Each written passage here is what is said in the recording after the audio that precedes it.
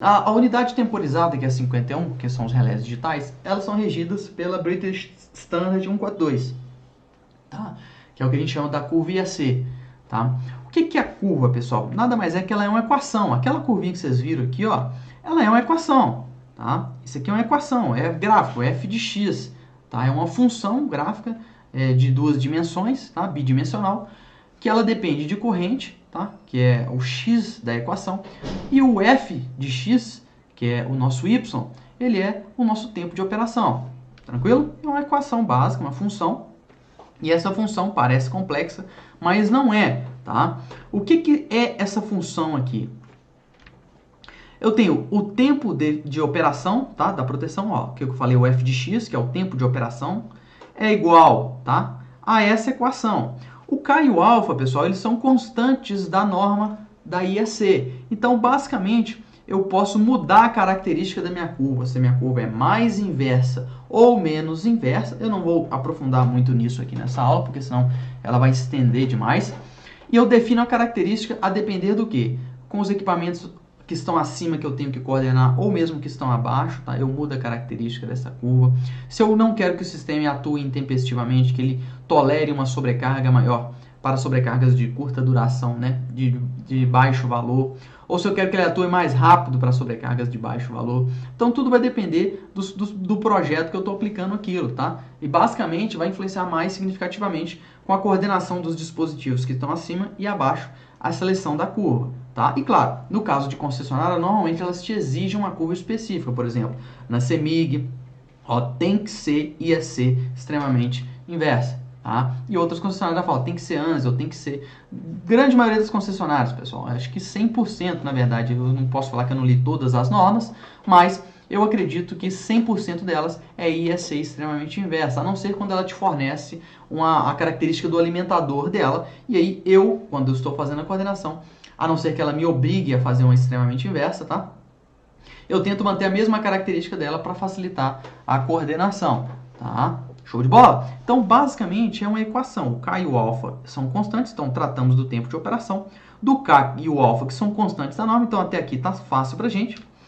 O I é a corrente que está circulando no circuito naquele momento. Por exemplo, está passando 100 amperes no meu circuito, está passando 20, está passando 30. Essa é a corrente que eu vou jogar aqui para eu saber com quanto tempo a minha proteção operaria.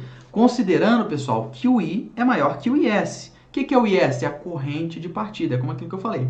O relé só opera se passar do IS, da corrente de partida. Então, esse tempo só vai ser fisicamente interpretável, vai ser uma variável real, se o I for maior que o IS. Tá? Ou seja, a corrente que está passando no circuito for maior que o IS e, consequentemente, quando isso acontece, o relé vai começar a contar tempo, entendendo que ele tem que fazer a operação. Show de bola? Aqui eu tenho o IS, que é a corrente de partida, como eu acabei de explicar para vocês, tá? E o DT, pessoal, DT é o dial de tempo, pessoal. O que é o dial de tempo? É uma constante que eu consigo alterar no relé, tá? Uma variável que eu consigo alterar, inclusive no frontal dos relés, seja aqui, no caso desse eletromecânico aqui, por exemplo, ó, como que eu faço a alteração do dial de tempo? É através desse eixozinho aqui, ó. Ele diminui o tempo ou aumenta o tempo de operação. O que eu estou fazendo basicamente, pessoal? Eu estou subindo a curva, essa curva aqui, ó. Eu estou subindo ela para cima.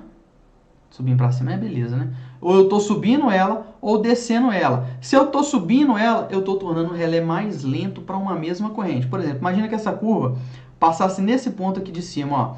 Para uma mesma corrente que é de 100 amperes, ela passando nesse ponto aqui, ó, eu estou tornando o relé mais lento, o tempo de operação do relé mais lento, mais alto. Se eu reduzo o dial de tempo, eu torno a operação do relé de proteção mais rápida. E por que eu torno mais lenta ou eu torno mais rápida? Para eu poder coordenar com os dispositivos de proteção, para eu poder proteger um transformador, por exemplo, aqui a corrente em rush dele, para eu permitir que ele magnetize ou não. Então, tudo vai depender do que eu estou protegendo. Show de bola. Esse é o dial de tempo. Ok? Então, vamos ver aqui um exemplo, né? Uma coisa é eu falar, outra coisa é o exemplo. Imagina que eu tenho um circuito, tá? Eu tenho um relézinho lá, ó. Esse aqui é a simbologia do TC do relé, e esse aqui é o relézinho. O tag dele é o REL01, tá? O meu circuito está em condição de operação normal, tá? O primário dele é 13.800, secundário 380, 220. E aí, num dado momento, deu um curto no meu sistema, tá? Um curto de magnitude de 60 amperes.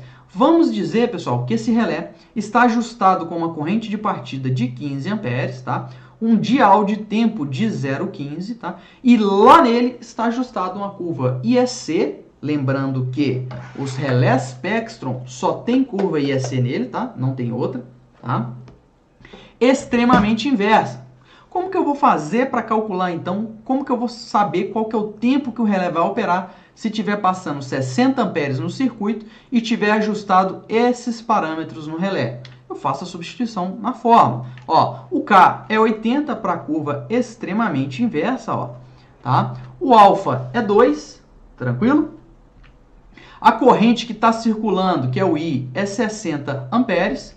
A corrente de partida do meu relé é 15 amperes. Faço esse cálculo aqui, ó, vai dar 5,33 vezes 0,15, que é o meu dial de tempo, que vai dar um tempo de operação de 0,799. Se o meu relé estiver passando essa corrente, o relé, tá, pessoal, vai operar teoricamente com esse tempo. Como a gente sabe, o relé tem erros, tá? E o que a gente vai tratar? Por isso que a gente tem que testar e ver se esse erro está muito fora para a gente condenar ou não ou recomendar uma calibração do fabricante do equipamento. Tranquilo? Então, essa é a curva. Por que eu trouxe? Tem várias normas, pessoal. Tem 3E, tem ANSI, IAC, tá? Eu não trouxe todas aqui para vocês, eu trouxe a principal, que é a IEC, que é a mais implementada, e eu te expliquei a equação e como que funciona. Por que isso é importante? Porque você vai ter que determinar o tempo teórico de operação do relé para saber se aquele tempo que você mediu na hora do teste está adequado ou não está adequado para o seu relé de proteção.